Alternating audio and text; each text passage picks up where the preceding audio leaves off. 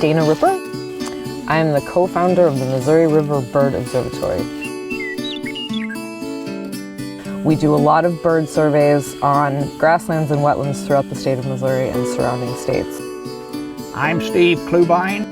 I'm a retired grassland biologist that's now practicing what I preached for 34 years and found it's easier and more profitable than I ever said it would be.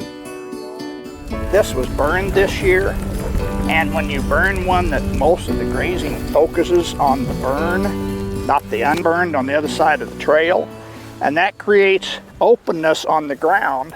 Notice we got bare ground here and vertical growth, travel lanes for critters to move through.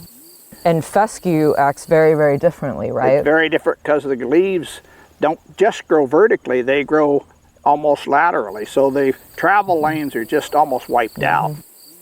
Nothing here co-evolved with fescue. It's not useful to our native wildlife. It is basically impossible for a brood of small quail to get through and to use.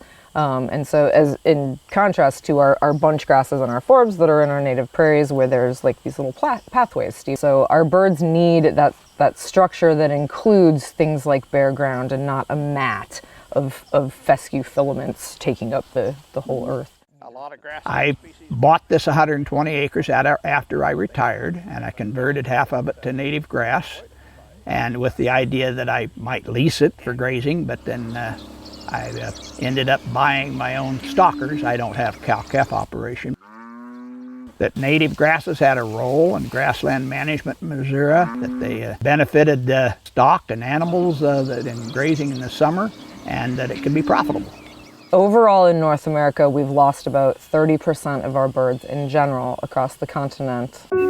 And of that big loss of about a third of our avifauna in North America, grassland birds have been hit the hardest. We've seen losses overall as a guild of prairie birds in the 50% range. So for example, here in the state of Missouri, we had 12 to 14 million acres of native tallgrass prairie.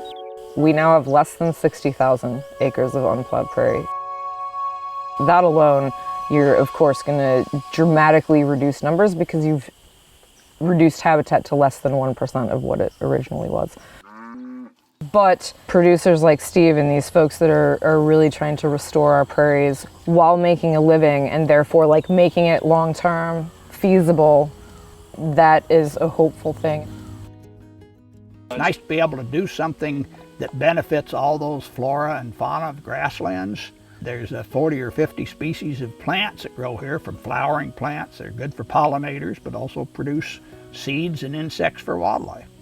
One fella said at the sale barn one day to me, he said, "How can you graze that grass only 3 or 4 months out of the year?" I said, "Because I can make in 4 months what takes you all year to gain on fescue." So it's a win-win thing in that respect.